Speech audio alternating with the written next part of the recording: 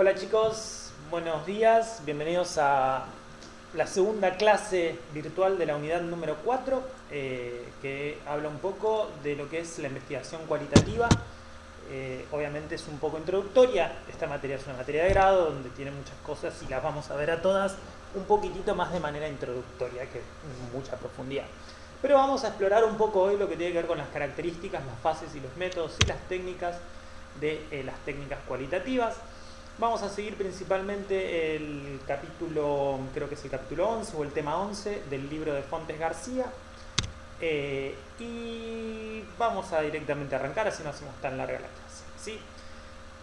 Principalmente un poco lo que estuvimos charlando la clase pasada, ¿no? Que la investigación cualitativa, digamos, a diferencia de la investigación cuantitativa, la cualitativa justamente no tiene una estructura definida del diseño de antemano. Por ahí esto es una de las cuestiones principales y que esto está muy relacionado con esta cuestión de que, por lo tanto, no puede ser explicativa, o sea, no puede ser explicativa en el término causal ni puede ser predictiva, porque justamente la explicación causal tiene que ver con que yo puedo predecir un fenómeno, entonces como lo puedo predecir puedo explicar los mecanismos a través de los que esto sucede. En cambio, si yo no diseño de antemano, yo no estoy prediciendo. ¿Se entiende esta idea de que, ¿sí? O sea, diseñar de antemano permite establecer una predicción? Si yo no establezco de antemano el diseño, no estoy prediciendo. Entonces, en esto es donde la explicación causal no puede hacerse a través de un estudio cualitativo. Sí se puede hacer una explicación causal en términos simbólicos o en términos de significado, en el sentido de una explicación conceptual, ¿sí? Pero en lo que es causal en términos epistemológicos, como lo veníamos viendo, no, justamente por esta cuestión de diseño. ¿Por qué? Porque el diseño se va a ir delimitando a medida que avanza la investigación, como decíamos, si bien se toman decisiones anteriores a la investigación, como mismo el tema de investigación, ¿sí? Por lo tanto, una de las características principales de los diseños o las investigaciones cualitativas es que estudia cuestiones singulares, particulares de la realidad humana, ¿no? Que justamente al ser singulares y particulares, la relevancia está en ese caso o en ese fenómeno y no en la generalización o las leyes que nosotros podemos generar a través de eso, que es lo que generalmente entendemos por el proceso de la ciencia clásica, ¿sí? Entonces, entre las características podemos nombrar esta idea de diversidad y particularidad, ¿no? Es este supuesto, esto que hablábamos antes, de que muchas cosas son cuestiones de método, cuestiones de diseño, como yo les decía, no puede ser causal por una cuestión metodológica, por una cuestión de diseño. Pero hay otras cuestiones que tienen que ver con la posición epistemológica y la posición filosófica del investigador, en donde decís, bueno, ¿existe o no existe una realidad objetiva, ¿no? Entonces, si la realidad es una construcción y cada persona es un mundo y cada persona tiene su propia realidad, no existe una realidad, ¿sí? Sino que existen un montón de realidades. Justamente se concibe la realidad de múltiples perspectivas, se va a tratar de reconstruir estas múltiples perspectivas de la realidad. Por eso es que se encarga de lo diverso y de lo particular, ¿no? Esta diversidad y particularidad que van de la mano, mayor diversidad, mayor particularidad. Intenta comprender, ¿sí? Es un conocimiento ideográfico, es representativo, ¿sí? Que apunta a lo singular. Es transformadora en el sentido de que, en general, las investigaciones cualitativas, en general digo porque existen ciertas excepciones, van a ver, si ustedes leen en profundidad el capítulo, y si leen en profundidad muchas cosas en la investigación cualitativa, es que está llena de contradicciones internas la lógica de la investigación cualitativa, por lo menos desde mi punto de vista. Y lo que se puede argumentar es que parte de estas contradicciones es parte del mundo. El mundo no es lineal, es contradictorio, y nosotros estamos inmersos en él y vivimos con esta contradicción. Pero bueno, es transformadora en el sentido de que busca mejorar la realidad. Yo cuando les digo que esto, digamos, no en todos los casos, después cuando hablemos de diseños etnográficos vamos a ver que no es tanto. Es inductiva en el sentido de que no parte de una teoría y trata de aplicarla a la realidad, sino que a través de los datos de la realidad trata de generar conocimiento, se parte de los datos. Es holística, busca una perspectiva global en donde se tiene en cuenta el contexto, el momento histórico, es participativa, ¿sí? Implica al sujeto en la investigación, no son objetos de una investigación, sino que son sujetos que participan, es por lo tanto sensible al contexto y requiere del investigador un compromiso, ¿sí? Uno tiene que estar comprometido con la realidad que quiere transformar y que quiere investigar, es en este proceso de conocimiento que uno transforma, por lo tanto es humanista, ¿sí? En este sentido. Bien, acá vamos a hablar un poco de las fases de la investigación cualitativa y vamos a ver que las fases, digamos, no son unas fases, digamos, fases en el sentido de que proyectan hacia un lugar y de una linealidad, sino que son fases que van en un bucle espiralado y que van volviendo siempre a la fase anterior. En términos generales podemos hablar de 4 o 5 fases, si la escritura la ponemos como cuarta o como quinta. Una fase de reflexión, una fase de entrada al campo, una fase de recogida de datos y una fase de retirada del campo y de escritura, ¿sí? Yo quería buscar acá, después lo busco, no hay problema. Acá. Bien, en lo que es la primera fase que tiene que ver con esta fase de reflexión, ¿sí? Lo importante es que tenemos que primero planificar, ¿sí? Planificar justamente qué es lo que nosotros queremos hacer, qué información queremos recabar, cómo la queremos recabar, y hay que justamente en esta primera selección vamos a hacer una selección de una pregunta de investigación, ¿sí? Tenemos que seleccionar el sitio, la estrategia de recolección de datos, la estrategia de validación que voy a utilizar, ¿sí? ¿Cómo voy a validar mis datos? Acá tenemos este tema de la triangulación metodológica que dijimos que es obtener los mismos datos, digamos, o diferentes datos sobre la misma cosa, ¿no? O sea, puedo ir a un diario, escuchar también la opinión de los participantes, leer las actas, etcétera, etcétera, ¿sí? Y si todos los diferentes métodos me dicen más o menos lo mismo, yo valido mis datos a través justamente de esta triangulación de datos. Y también tengo que prepararme a mí para la inmersión en el campo, ¿sí? O sea, por ejemplo, uno de los mejores ejemplos de investigación cualitativa que yo conozco es el de Goffman, de internados, que eran unos sociólogos que fingieron ser pacientes mentales y se internaban en un psiquiátrico y describieron cómo eran las dinámicas de esas instituciones, ¿no? Entonces, bueno, ahí, a ver, yo me voy a internar adentro de un psiquiátrico, tengo que estar preparado para esto, ¿no? Bueno, y una vez que yo planifico, que me imagino, bueno, a ver, ¿qué voy a hacer? Me voy a entrenar al psiquiátrico, bien, ¿cómo voy a hacer? ¿Qué voy a decir? ¿Qué bla, bla, bla? Me empiezo a imaginar, digo, bueno, voy a hablar con los internados, voy a hablar con los médicos, voy a tener mi propia experiencia, ahí digo, bueno, triangulo todos estos datos, entonces, ahí tengo estrategias de selección, etcétera. Y ahí voy a decir, bueno, entonces ahora voy a perfeccionar y seleccionar ahora sí mi pregunta de investigación, que a la vez, como ya venimos diciendo, una vez que yo empiece a estar en el campo, esta pregunta se va a ir haciendo más particular y más específica. Una vez que yo ya sé dónde, tipo, bueno, me voy a internar, bien, ¿dónde me interno? ¿Me interno en la clínica privada bahiense? ¿Me interno en el hospital Pena? ¿Dónde me interno? ¿Cómo me interno? ¿Qué digo? Bla. Tengo que decir dónde voy a ir, y acá la entrada en el campo no es lo mismo que me manden una encuesta que yo contesto o sujetos que participan en un experimento por una plata, sino yo tengo que hacerme un lugar en el campo.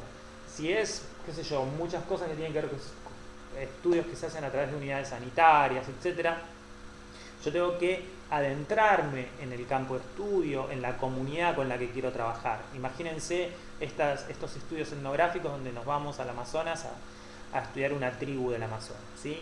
Tengo que ver, bueno, quién me va a presentar, tengo algún informante que me va a hacer de nexo para que a mí me acepten en la tribu, cómo voy a ir, ¿sí? Etcétera. Entonces, la entrada al campo va a estar muy determinada por cómo yo soy y cómo también me presento y quién me presenta ante esa comunidad o ese grupo, ¿no? Si yo voy, qué sé yo, inclusive si voy vestido de bata o no. Bien. Por lo tanto, lo que es fundamental y principal es que el muestreo no va a estar determinado justamente por las cuestiones poblacionales, sino que va a estar determinado por las necesidades del estudio, ¿no? Entonces, primero vamos a tener, digamos, un muestreo. El muestreo puede ser teórico, que es en función, ¿sí? Dije, por ejemplo, acá el libro dice seleccionar casos que permitan obtener las propiedades básicas comunes a todos los casos, o seleccionar casos tan diferentes entre sí que den la oportunidad de obtener el máximo, ¿sí?, de matices entre ellos, ¿sí? Esto lo quería leer porque es algo que es recurrente dentro de la investigación cualitativa, que tiene que ver también con la validación de los datos, que es, por un lado, obtener la máxima variabilidad entre los datos. O sea, si yo voy a seleccionar personas que muestren la misma característica, quiero una muestra homogénea, o si quiero personas que varíen en lo máximo en esa característica, voy a necesitar una muestra heterogénea, ¿sí? Entonces, en función de una división teórica que yo hago en función de esta heterogeneidad o homogeneidad respecto de una característica, yo puedo seleccionar, ¿sí? Seleccionar diferentes tipos de muestreos. Lo que decíamos también es el muestreo por conveniencia, es el muestreo que ya habíamos visto antes, que no es el mejor de los muestreos, pero puedo seleccionar justamente participantes que a los cuales yo tenga acceso y además tengan un conocimiento específico del tema que yo quiero tratar, ¿sí? Y si el investigador requiere estudiar algunos casos específicos con participantes de una determinada característica, se puede hacer también lo que es un muestreo a propósito, que yo no termino mucho de especificar qué diferencia entendemos entre un muestreo a propósito, un muestreo por conveniencia, un muestreo teórico. Para mí son todos más o menos relacionados. Lo importante es que todos están determinados por los objetivos del estudio, por las características de la población, por la entrada en el campo, por aquellos a los que yo puedo entrevistar, quiénes se dejan entrevistar, quiénes no se dejan entrevistar. Qué sé yo, si voy a un país musulmán y quiero hablar con las mujeres sobre sexualidad, y posiblemente voy a tener un montón de resistencias y no voy a poder entrar de esa manera, ¿sí? Tendré que buscar, la entrada al campo está determinando un montón lo que va a ser la muestra, ¿se entiende? Entonces ahí también es donde se cae un poco la representatividad, no en términos probabilísticos de la población, pero bueno, lo que discutíamos en un momento respecto de las encuestas, ¿no? Bueno, si yo mando encuestas por internet, no tengo un sesgo respecto de quién elige participar y quién no estaría perdiendo un montón de datos respecto justamente a aquellos que no participan. Bueno, son todos problemas que yo puedo encarar de diferentes maneras. Y los muestreos de bola de nieve, que justamente consisten en que uno o varios participantes sirven de enlaces para que el investigador empiece nuevos participantes, ¿sí? Etcétera. Lo importante es que la muestra no está determinada por las características de la población, sino por las cuestiones del estudio. Después, en la fase de recogida de datos, o sea, yo imagínense que yo entré, pónganle, a ver, quiero estudiar violencia, vamos con violencia de género, que es lo más común que últimamente, en un barrio. Entonces yo soy psicólogo en una unidad sanitaria, y digo, bueno, mirá, y empiezo a tener pacientes que vienen por violencia, y digo, bueno, entonces voy a hacer un estudio cualitativo para ver cuáles son las características, cómo es la violencia en el barrio, si la violencia en el barrio está legitimada, etcétera. Entonces digo, bueno, ¿cómo entro al barrio? Bueno, ya estoy, yo trabajo acá en la unidad sanitaria, entonces voy y digo, bueno, pero voy a ir a las casas y observar de paso, miro, qué sé yo, qué sé cuánto, pregunto quién trabaja, etcétera. Entonces voy y digo, hola, ¿qué tal? Soy de la unidad sanitaria, quería hacerte unas preguntas. Bueno, puedo ir así, puedo trabajar con los enfermeros y decir, no, miren, los enfermeros cuando venga alguien, háganles esta pregunta, entonces me voy a las casas. O puedo trabajar también con los promotores sociales. Tengo muchas formas diferentes, ¿sí? Y va a variar, entonces, depende de la forma en que yo ingrese, qué personas me van a contar su experiencia. Y obviamente que si yo varío, a ver, si yo voy a las sesiones de Alcohólicos Anónimos de la unidad sanitaria y le pregunto ahí, y voy a tener una muestra muy particular. Ahora, si yo vengo y solamente le pregunto a las mujeres que vienen por denuncias de violencia, y también voy a tener una muestra muy particular. Si yo voy a hablar con el cura, voy a tener una muestra particular. Entonces, todo este tipo de decisiones y de selección son importantes y tienen que estar explicitadas. Entonces, la fase de recogida de datos, justamente voy a tener que tener en cuenta tres criterios. El criterio de adecuación y de pertinencia de los datos, que esto es como la herramienta que tienen las técnicas cualitativas de decir justamente esto que hablábamos de las definiciones operacionales y que medir lo que estoy midiendo y confío en los datos que tengo, ¿no? ¿Se adecúan mis datos a la pregunta de investigación que yo tengo? ¿Son pertinentes para responder esta pregunta? Yo digo, no, porque yo soy la segunda de 2 hermanas y me pega por eso, digamos. ¿Es pertinente el orden de nacimiento de la víctima para analizar mis datos, para describir y explicar mis datos? ¿Sí o no? O sea, lo que se dice en una entrevista o lo que se obtiene a través de la observación es un montón, qué sé yo. Que tenga piso de tierra, que tenga piso de alfombra o que tenga, que es una cosa que se observa generalmente en las visitas sociales. ¿Es relevante, digamos? O como es un proxy de ingreso, lo puedo tomar por ese lado, digamos, todo este tipo de cuestiones no están tabuladas en ningún lado y de ninguna manera yo estoy diciendo, bueno, estoy midiendo esto de esta manera, yo estoy utilizando piso de tierra para decir ingreso bajo, no estoy diciendo esto en absoluto, tampoco lo puedo hacer. Entonces, ¿qué va a pasar con los datos que yo tenga? Como voy a tener diferentes tipos de datos para indagar respecto de lo mismo, voy a tener 2 criterios, que el criterio es que aparezca variación entre los datos, que no me repita siempre lo mismo la persona. Y el otro criterio es de saturación, que sí, que yo le pregunto de diferentes formas y me vuelve a decir siempre lo mismo. Es como que ya la persona agota el tema. Imagínense que estoy en una entrevista y la persona ya me dijo 20 veces lo mismo. No, bueno, porque se pone violento cuando toma. Yo le pregunto, bueno, y en otras circunstancias, cuando él no toma, ¿es violento? No, no es violento. Se pone violento cuando toma. Yo después le pregunto, ¿y él cambia su conducta? ¿Él es de beber mucho? Sí, ajá. ¿Y cambia su conducta? Sí, cuando toma se pone violento. Me dijo 20 veces se pone violento cuando toma. Es como un dato de validez. O sea, estoy saturando. Me está volviendo a decir siempre lo mismo. ¿Sí? O yo entrevisté a varias personas y varias personas me dicen se pone violento cuando toma, bueno, es como que listo, esto está saturando, es un criterio de validez. Y otra cosa que yo puedo buscar es, bueno, listo, yo ya sé que se pone violento cuando toma, pero yo quiero entender mejor la violencia y quiero saber si tiene antecedentes de violencia en la adolescencia, en la infancia, si además maltrata, si además tiene intentos de maltrato animal, si en su casa, en su familia de base, de origen, ya era violento. Entonces puedo entrevistar a la madre y ya tratar de variar un poco, salir, bueno, sí, ya sé que se pone violento cuando toma. ¿Por qué toma? O empezar a abrir el campo de juego por otros lados. Y esto me va a permitir justamente describir con mayor complejidad, que es mi objetivo, o sea, las técnicas cualitativas son más profundas en este sentido. Entonces, cuando llego a un nivel de saturación, cobro confianza en mi dato, pero a la vez empiezo a perder profundidad en el análisis, entonces necesito empezar a buscar variación. Entonces, este es el juego de la adecuación y la pertinencia de los datos. ¿Se entiende?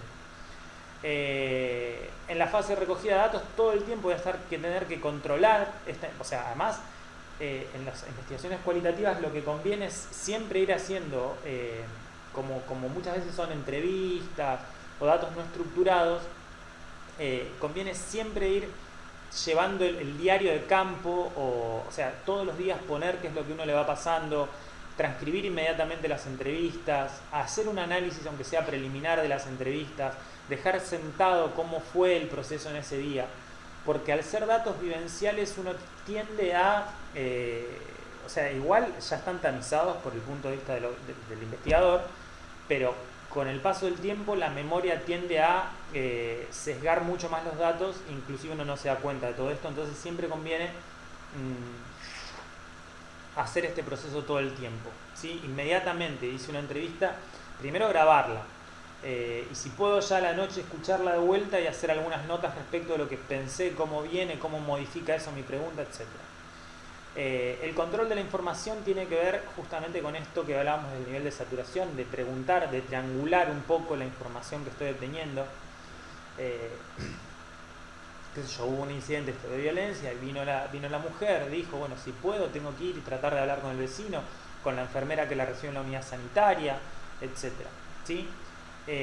Y como dijimos, yo a medida que voy recogiendo datos voy a ir armando categorías de análisis. Por ejemplo, bueno, acá tengo una categoría que tengo que ver las adicciones con relación a la violencia. Entonces voy a empezar a pescar todas cuestiones que tengan que ver con el consumo de alcohol, consumo de sustancias, de marihuana, bla, bla, bla.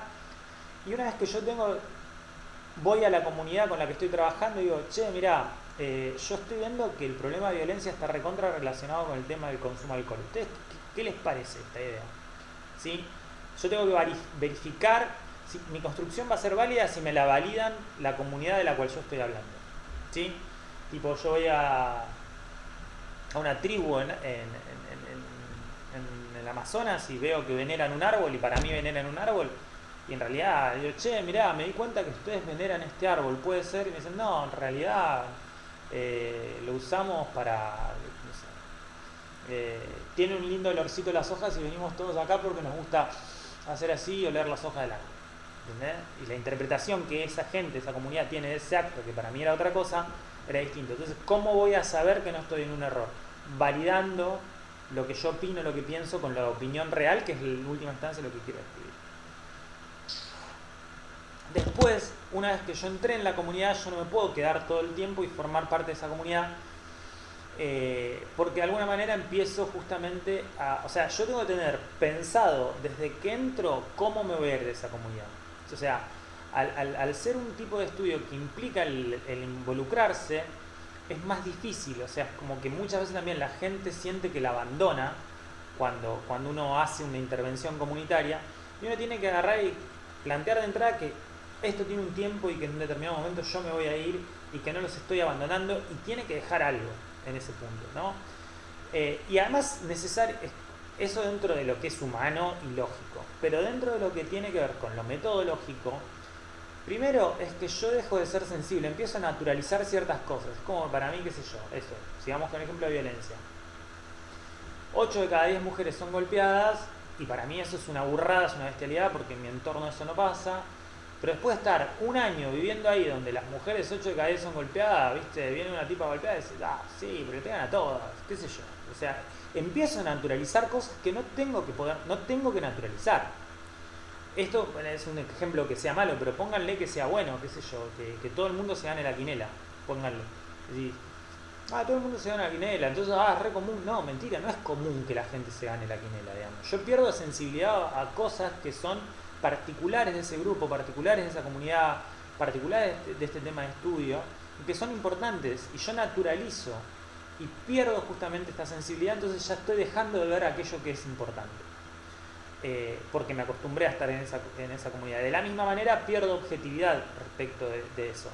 O sea, yo estoy metido en sus creencias y valores y ya no analizo esas creencias y valores como algo externo a las creencias y valores de otros y de mí como sujeto investigativo, digamos, y lo empiezo a ver como la naturaleza natural de la vida social, ¿sí? Se entiende que justamente lo que yo trato es de desnaturalizar esta naturaleza social de la construcción de la realidad, ¿no?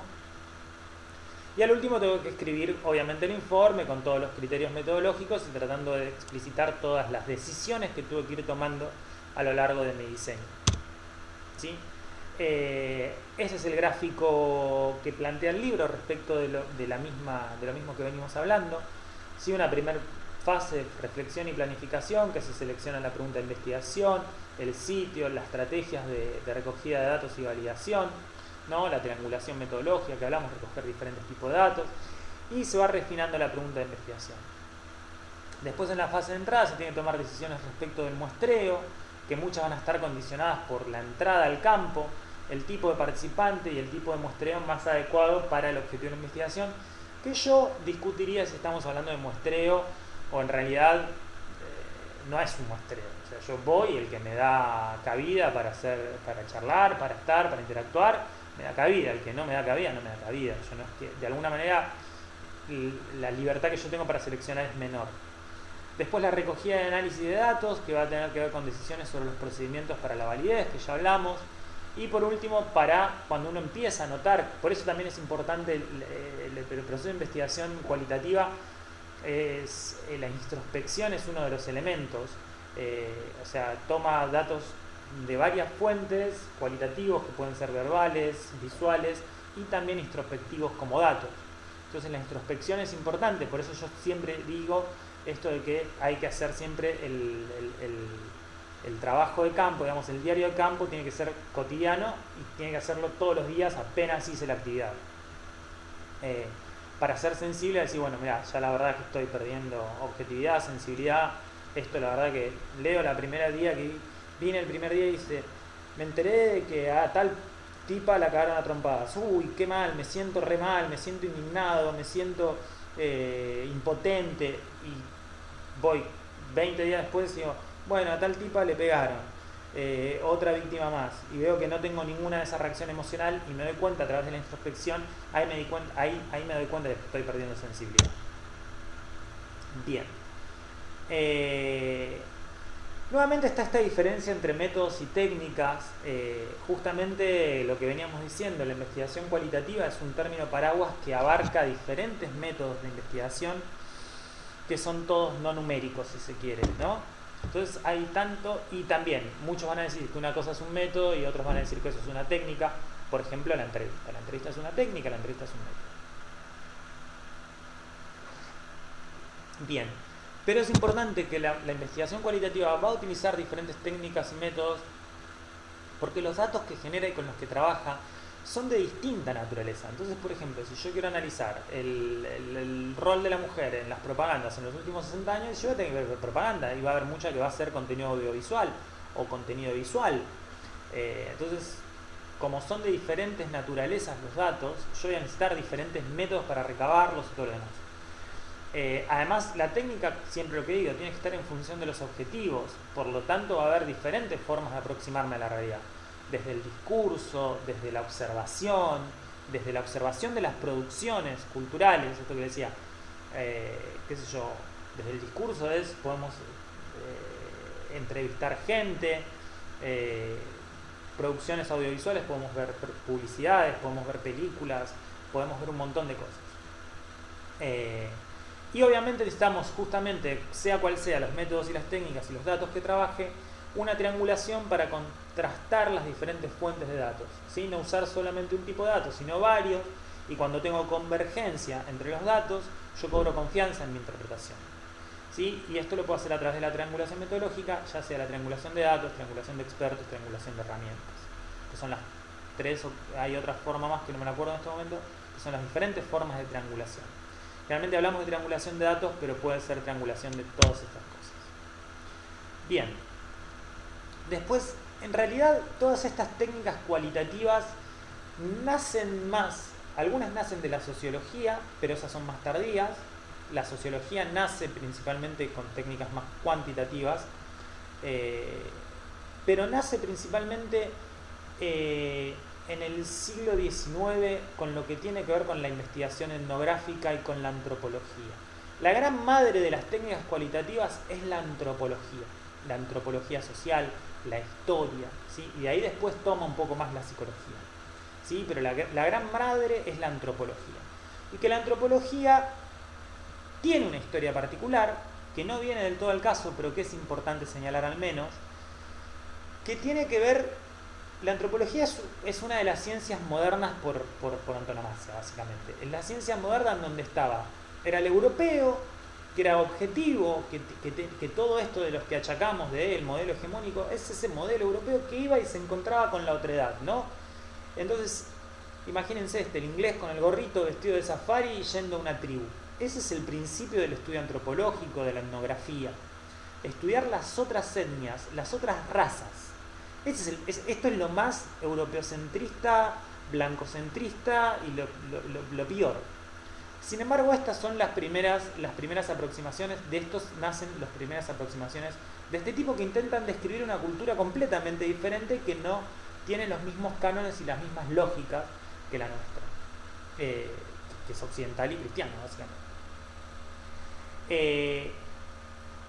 Después de la Segunda Guerra Mundial y con todo lo que pasa en el siglo XX, la antropología y la etnografía pierden por completo su sentido. O sea, porque por un lado se globalizó todo el mundo y hoy somos todo el universo es capitalista, inclusive, ni siquiera existe el comunismo.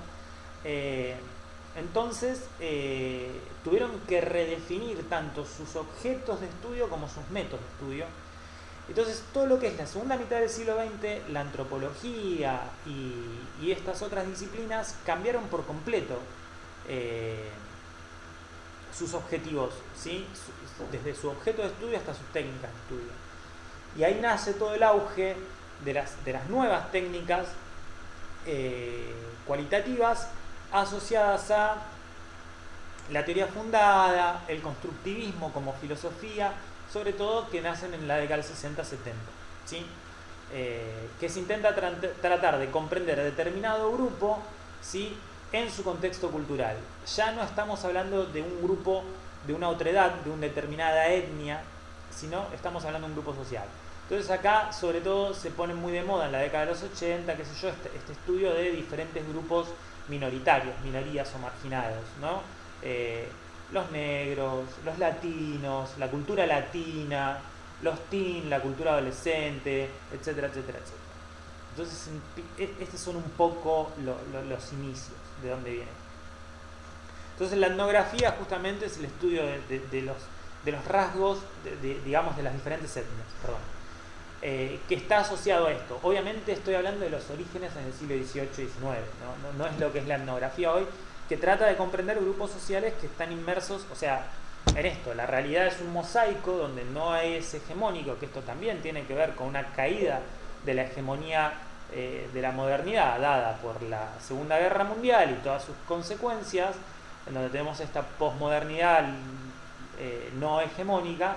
Entonces cualquier parte, cualquier mosaico de ese gran mosaico que es el mundo humano puede ser objeto de estudio de la etnografía. Entonces se trata de explorar la naturaleza de un fenómeno particular. Los datos de los que se va a trabajar van a ser poco estructurados, se va a trabajar con un pequeño número de casos y va a ser interpretativo, ¿sí? El análisis del significado y la función de la conducta, justamente tratando de entender el contexto social. Por ejemplo, esto de la cultura adolescente es un ejemplo muy típico. Decir, bueno, a ver, vos te pones así, te pones una tarde a ver un grupito de adolescentes y ves, bueno, que tiene un montón de conducta de riesgo, que se trepa al monumento del Paseo de las Esculturas, y se pone a hacer equilibrio y se toma una cerveza. Entonces, bueno, a ver, es una conducta de riesgo, pero no la puedo analizar como la conducta de riesgo de un tipo que está solo, un tipo de 40 años que se le ocurrió subirse al monumento de las esculturas. Pues es un adolescente que está en un grupo social, que asumir esa conducta de riesgo lo posiciona en relación a sus otros compañeros, que entienden esa conducta como desafiante, etcétera, etcétera. Entonces yo observo, después puedo hablar, che, chico, mirá, ¿por qué te subiste? No, pero tengo ganas. Ay, tenés ganas. Sí, los otros, che, ustedes chicos que lo estaban viendo, ¿qué opinan? ¿Sí? Entonces es un abordaje de alguna manera etnográfico, aunque justamente no estemos hablando de un grupo de una etnia diferente, ¿sí? Obviamente no voy a analizar un grupo gigantesco de adolescentes, sino puedo trabajar con un pequeño grupo y de esta manera, digamos, comprender, perdón, vamos a ver si puedo pausar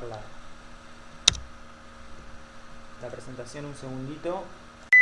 Bueno, perdón, siguiendo entonces, como decíamos, la etnografía trata de entender eso, el significado de la conducta y la función que la conducta cumple, ¿no? Porque el significado, bueno, el pibe que se sube de arriba, bueno, ¿por qué se sube ahí? Porque está mostrando que está desafiando la autoridad, perfecto, el significado es ese. ¿Y qué función cumple? No, es que en realidad a las chicas les gusta los adolescentes que son más desafiantes y tiene una función en ese sentido, dentro de un contexto social. Por ejemplo, estoy inventando. Igual la etnografía la típica es yo voy a el lugar y me meto y comparto con esa gente en las mismas cosas que yo estoy haciendo. Por ejemplo, lo que le decía de Goffman de internados, el tipo fue y se internó en un psiquiátrico, eso es etnografía. ¿Sí? No estoy yendo a una tribu, es etnografía social en un lugar específico, en un grupo muy específico.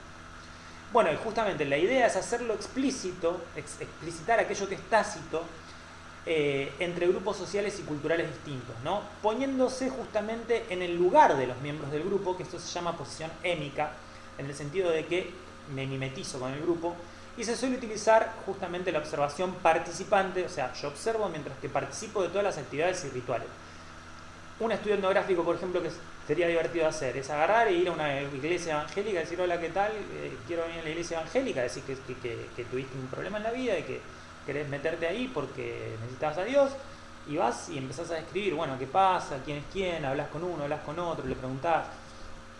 y podés describir y ver cómo entienden el mundo aquellos que pertenecen a esa iglesia evangélica, por ejemplo. Bien, voy a tener que cortar el video en dos partes, porque tengo cosas. Disculpen.